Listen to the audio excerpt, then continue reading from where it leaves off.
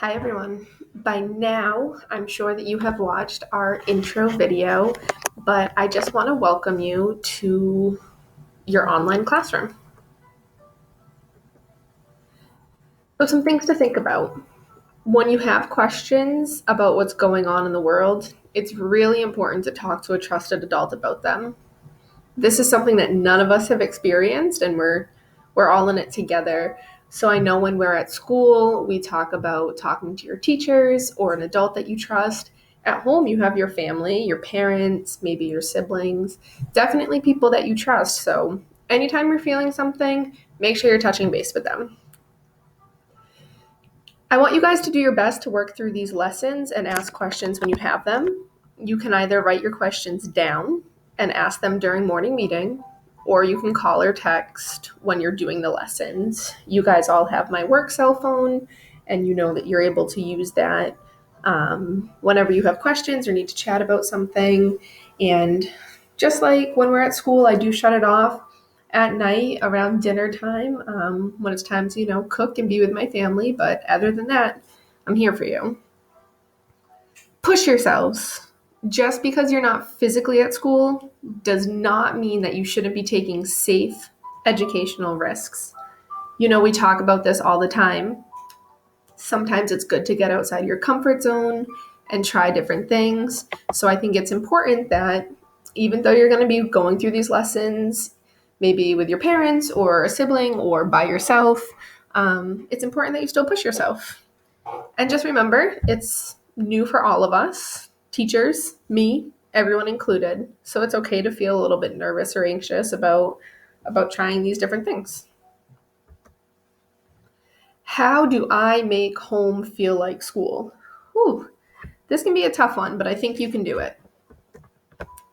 Keep a routine. So we talk about routines all the time. Wow, that picture did not come out as good as I thought it did. Sorry, everyone.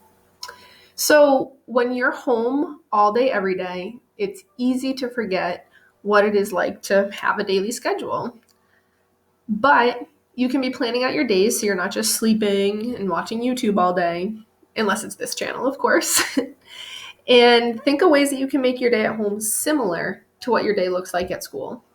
So if you look over here, I have a daily schedule, a little bit of a sample here. It's kind of cool. There's some drop down boxes and you can pick different things. So if you see, I have a breakfast scheduled, and then in my details, I say, I'm going to make pancakes with my mother. My chore is going to make my bed. Then I have study time. So I'm going to watch CNN 10 and write down one story that I want to share with my friends. At 9:30, I have my morning meeting on Zoom, right? Because we're doing that every Monday through Friday. And then I'm going to study on my own. So at 10, I said I'm going to go onto YouTube and watch the lesson for the day. And then I have some free time, some computer time, lunch. You guys are home now, right? So when you're at school, your lunch is all packed, or you're going to the cafe and buy something. You're home now, so you can practice making a sandwich or helping mom or whoever's cooking in the kitchen, and then eating. Some free time, a break, another chore, study. So during this study time, I know it's tough to see down there, but I put text Kelsey one thing I learned about today's lesson.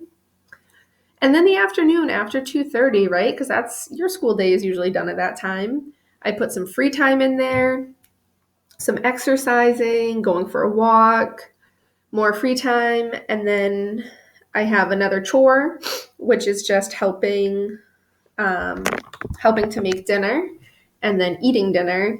And also down there, I know it's really hard to see.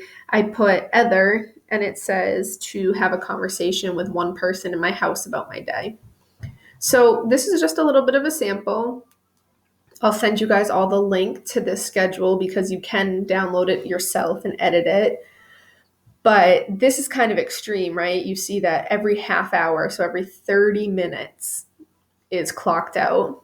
You guys don't have to go that crazy, but I do think it's important to schedule out your day and, you know, reference when you're going to be doing schoolwork, when you're going to be taking a break, and write down what those breaks are so you're not just spending all day saying I'll do 30 minutes of work and then the next 3 hours I'll go on Netflix. Try to really schedule out your school day. So during the hours that would normally be in school, you are doing some different things related to your education. So practice the skills that you use at school. What does this mean?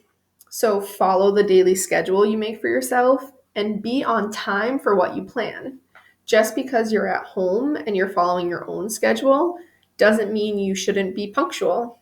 And we've talked about what punctual means, right? On time. And usually, if you are getting someplace right on the scheduled time, it doesn't really look that great, right? So try to be a few minutes early.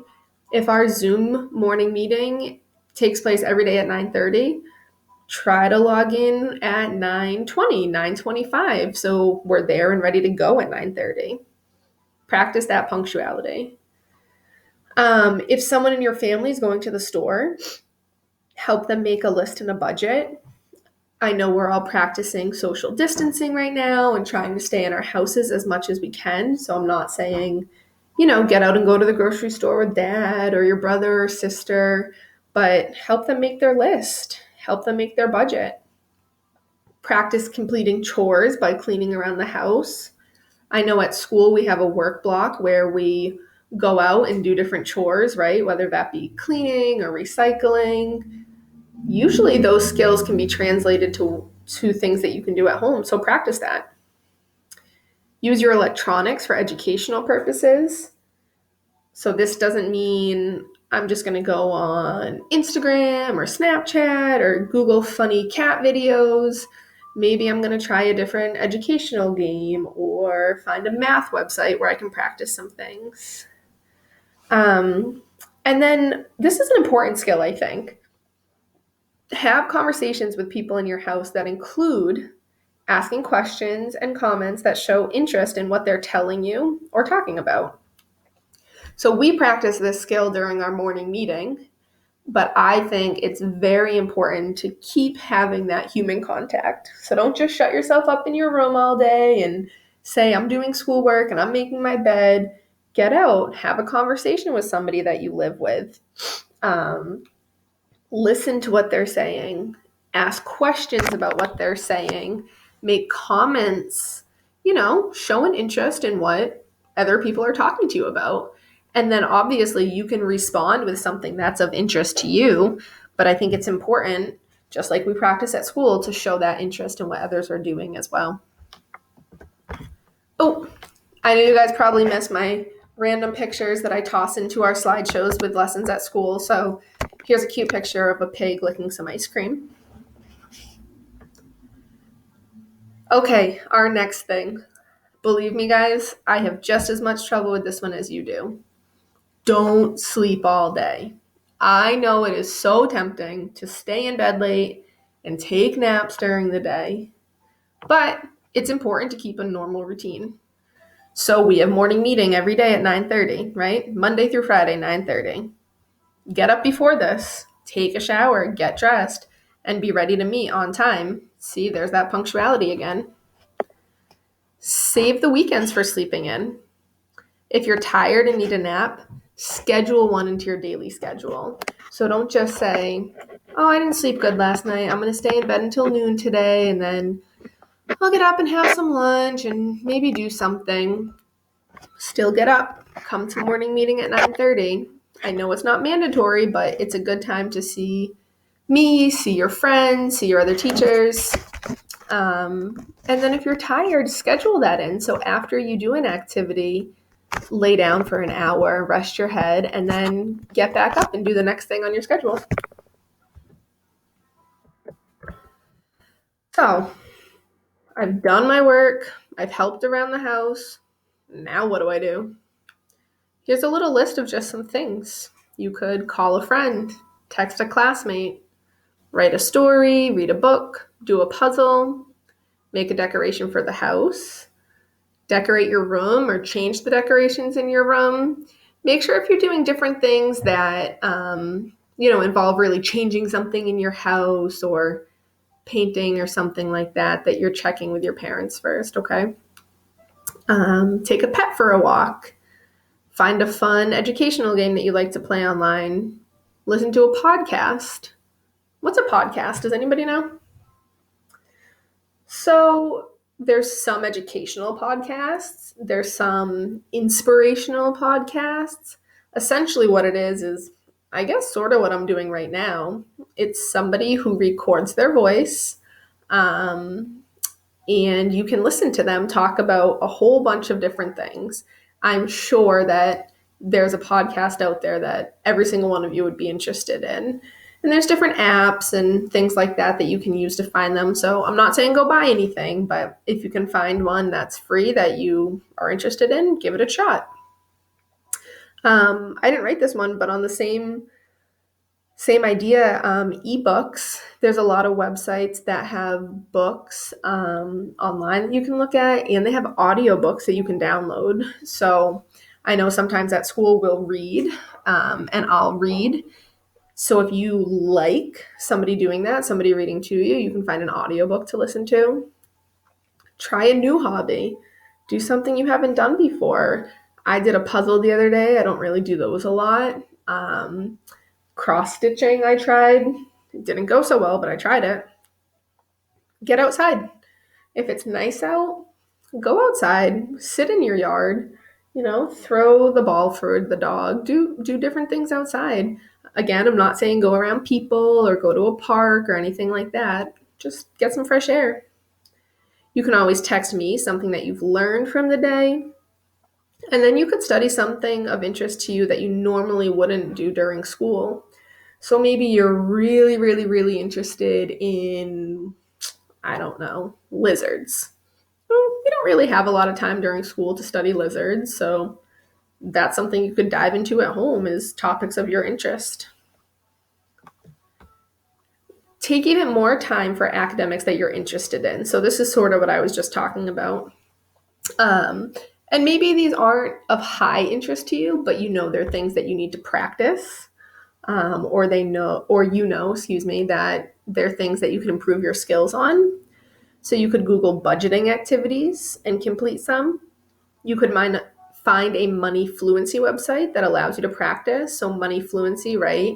Using money, making change, making sure that when you pay for something, it charged you the right amount on your card or that you're getting the right amount of change back. Look up some social skills activities you could do. Read about making a resume to refresh yourself, and then make a resume. And you can always send it to me. I can look at it and we can discuss different things that you could add on there. That's a really good one because a lot of you are getting older and you know that next stage, it's important to have a resume. Sometimes when you don't have one, I call it my running resume. Even though I have my job and I'm happy where I am, I always like to add the new things that I'm doing on there just in case I ever need to provide it or if I'm going for a side job somewhere, right?